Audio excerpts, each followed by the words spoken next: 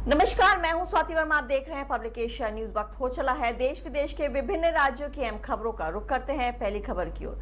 ज्ञानव्यापी में अतिरिक्त एएसआई सर्वे कराने की मंदिर पक्ष की अपील सिविल जज युगल शंभू की अदालत ने शुक्रवार को खारिज कर दी। मंदिर पक्ष ने ज्ञानव्यापी परिसर में मौजूद इमारत के मुख्य शीर्ष के नीचे 100 फुट लंबा शिवलिंग होने का दावा करते हुए परिसर के शेष स्थलों की खुदाई कराकर एएसआई सर्वे कराने की मांग की थी। आपको बताते चलें कि अंजुमन इंतजामिया मसाजिद व सेंट्रल सुन्नी वक्फ बोर्ड ने यह कहते हुए अतिरिक्त सर्वे का विरोध किया था कि ज्ञानव्यापी में पहले ही एएसआई सर्वे हो चुका है और रिपोर्ट पर अभी सुनवाई नहीं हुई है। ऐसे में दूसरा सर्वे कराने का कोई औचित्य नहीं है। वहीं दिल्ली के पूर्व सीएम अरविंद केजरीवाल पर विकासपुरी में पद यात्रा के दौरान हमले की कोशिश की गई। आपने आरोप लगाते हुए कहा कि हमला भाजपा ने कराया है। साथ ही पुलिस पर आरोप लगाते हुए कहा गया कि दिल्ली पुलिस ने भाजपा के गुंडों को नहीं रोका। दिल्ली के मंत्री सौरभ भारद्वाज ने कहा कि विकासपुरी में पद यात्रा के दौरान उन पर भाजपा द्वारा हमला की कोशिश की गई है। उन्होंने कहा कि दिल्ली में विकासपुरी में पद यात्रा के दौरान भाजपा के लोगों ने हमला किया है। इधर हरियाणा में विधानसभा का आज विशेष सत्र रखा गया था। नवनिर्वाचित विधायकों की शपथ के बाद सदन में कार्रवाई हुई। इस दौरान बीजेपी और कांग्रेस में कटाक्ष देखने को मिला। कांग्रेस के वरिष्ठ नेता और पूर्व मुख्यमंत्री भूपेंद्र सिंह हुड्डा और कैबिनेट मंत्री अनिल विज में बहसबाजी भी देखने को मिली। तो वहीं रघुवीर सिंह कादियान को शिक्षा मंत्री महिपाल सिंह ढांडा ने अपना कंस मामा बताया। वहीं अरविंद केजरीवाल महाराष्ट्र और झारखंड विधानसभा चुनाव में इंडिया ब्लॉक के उम्मीदवारों के लिए कैंपेन करेंगे, लेकिन ये कैंपेन झारखंड में हेमंत सोरेन और महाराष्ट्र में उद्धव ठाकरे और शरद पवार के उम्मीदवारों तक ही सीमित है। मतलब केजरीवाल का कैंपेन कांग्रेस उम्मीदवारों के लिए तय नहीं है।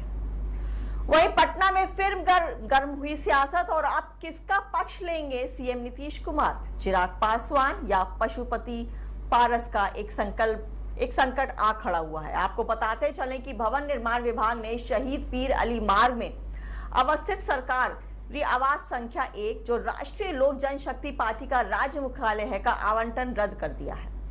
इस संबंध में विभाग ने रालोसपा को नोटिस भेजकर 7 दिनों में सरकारी आवास में संचालित कार्यालय को खाली करने का आदेश दिया है। साथ ही विभाग ने आगाह किया कि यदि तय अवधि में रालोसपा द्वारा उक्त आवास खाली नहीं किया जाता है तो बाध्य होकर उसे बलपूर्वक खाली कराया जाएगा। अब उन्होंने मुख्यमंत्री नीतीश कुमार से मामले में हस्तक्षेप करने और पार्टी को न्याय दिलाने की अपील की है। वहीं राष्ट्रीय सुरक्षा एजेंसी ने खालिस्तान समर्थक आतंकी पन्नू के खिलाफ कड़ा एक्शन लिया है। 6 मामलों की जांच करते हुए एनआईए ने पन्नू के चंडीगढ़ और अमृतसर में प्रॉपर्टी अटैच की है। चंडीगढ़ में 3 तो अमृतसर में भी कुछ जमीनें कुर्क की गई हैं। गुरपतवंत सिंह पन्नू अपनी खालिस्तान से जुड़ी गतिविधियों के लिए मशहूर हैं।